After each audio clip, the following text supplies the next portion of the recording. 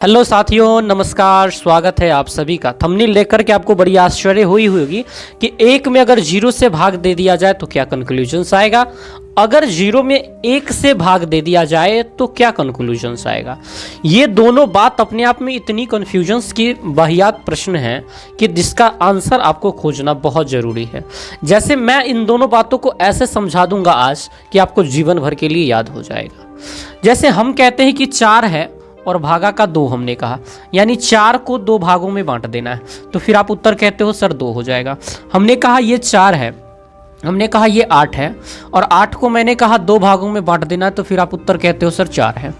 यानी हमने कहा 16 है और 16 को सर 2 भागों में बांट देना है या 3 भागों में बांट देना है या 4 भागों में बांट देना है, तो फिर आप उत्तर कहते हो सर 4 है। इसका मतलब आपने क्या समझा, ये बात समझा कि अगर ये भाग को हटा करके मैं इधर ले जाऊं तो गुना हो जाएगा। मतलब 2 को 2 से मल्टीप्लाई करके ये कितना आ जाएगा सर, ये 4 आ जाएगा। 2 को 4 से मल्टीप्लाई करके ये कितना आएगा, 8 आएगा। 4 को 4 से मल्टीप्लाई करके 16 आएगा।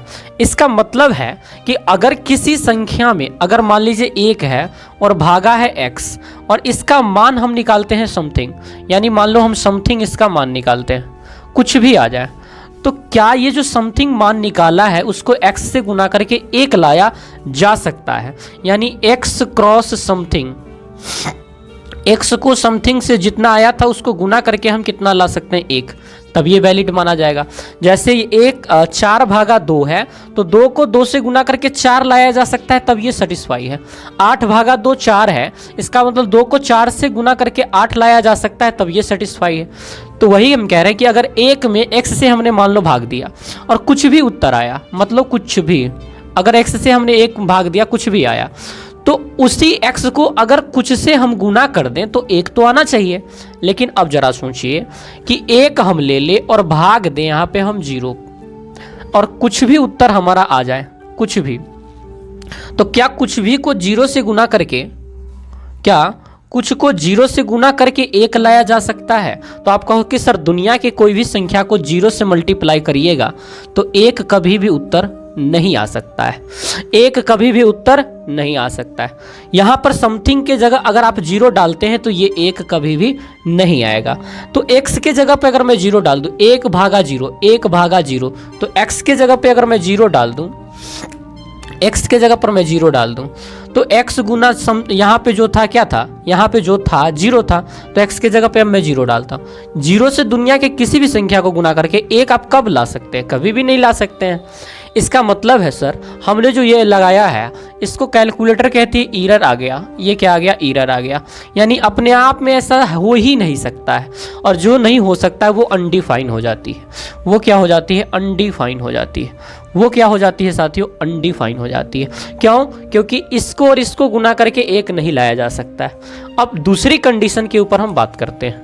दूसरी कंडीशन हमारा क्या कह रही है वो जरा सुनिएगा। ये 0 है और भाग देना है 1 से। अब मान लो मेरे पास कुछ भी डाटा आ गया, x आ गया, कोई भी संख्या है, मान लो कि 0 में 1 से भाग दे के x लाना है। इसका मतलब है सर 4 में 2 से भाग दिए तो 2 को 2 से गुना करके फिर कितना आ गया, 4। क्या x को 1 से गुना कर लेने पर ये हमारा 0 आ सकता है? क्या 1 को x से गुना करने पर, तो 1 गुना x बराबर 0, यस और नो, यस और नो। तो सर x के जगह पे अगर आप 0 डालोगे तो 1 से गुना करके 0 आ सकता है। यानी x का मान 0 हो तब ये संभव है, तब ये पॉसिबल है। क्या है, तब ये पॉसिबल है। इसका मतलब है दुनिया में अगर 0 में 1 से भाग दोगे तो इसका उत्तर क्या आएगा, 0। क्योंकि 1 ही जब इधर गुना में जाएगा तो 1 से 0 गुना होकर के 1 आ जाएगा। लेकिन ये वाली कंडीशन में अनडिफाइन क्यों हो जाती है ये आप सीखे। 0 में 1 से भाग दे के मान लो कुछ भी आया, तो जो कुछ भी आया उसको इससे गुना करके तो 0 आना चाहिए ना। तो सर ये तभी आ सकता है जब x के जगह पे क्या हो जाएगा, 0 होगा। x के जगह पे क्या होगा, 0। इसका मतलब इसका उत्तर यहाँ 0 लिखना पड़ेगा और ये 0 हो जाएगा। आपको ये बात समझ में आई कि नहीं? अब इसका मैं आपको पूरा व्यवहारिक बताता हूँ कि 1 को जैसे 4 को 2 भागों में बांट के 2 लाया, 8 को 2 भागों में बांट के 4 लाया, तो 1 को 0 भाग में बांटना ये कैसा लग रहा है? 0 अपने आप में कोई भाग ही नहीं होता।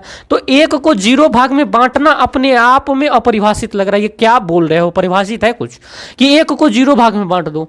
अरे यार 1 को 1 भाग में बांटना समझ सकते हैं, 1 को 5 भाग में बांटना समझ सकते हैं, 1 को 0 भाग में बांटना क्या होता है ये समझ नहीं आ रहा है, इसलिए अनडिफाइंड है। अब मैं कह रहा हूं कि 0 को एक भाग में बांट दो, जीरो जो है उसको एक भाग में बांट दो। तो किसी भी चीज को जो अपने आप में जीरो है उनको एक भाग में बांटना, इसका मतलब हम खुद जीरो कर रहे हैं। जीरो तो जीरो ही है, उसको एक भाग में बांटेंगे भी तो कितना आएगा? जीरो। जैसे एक को एक भाग में बांट दो एक ही होगा, 5 को एक भाग में बांट दो एक ही हो 5 ही होगा, तो 0 को एक भाग में बांट दो 0 ही होगा। ये इसका व्यवहारिक उत्तर हो गया। मुझे उम्मीद है कि आप ये समझ पाए होंगे कि किस तरह से ये उत्तर आता है नए वीडियोज़ के साथ। और तब तक के लिए आप सभी को बहुत बहुत शुक्रिया, थैंक यू वेरी मच। गर्मी बहुत चल रहा है, किसी तरह से ये वीडियो हम कर पा रहे हैं, लेकिन आपके मोटिवेशंस के कारण मुझे मोटिवेट होता है। प्लीज़ चैनल को लाइक कीजिएगा यारो, सब्सक्राइब कीजिएगा। मिलते हैं नई वीडियोज़ के साथ, धन्यवाद।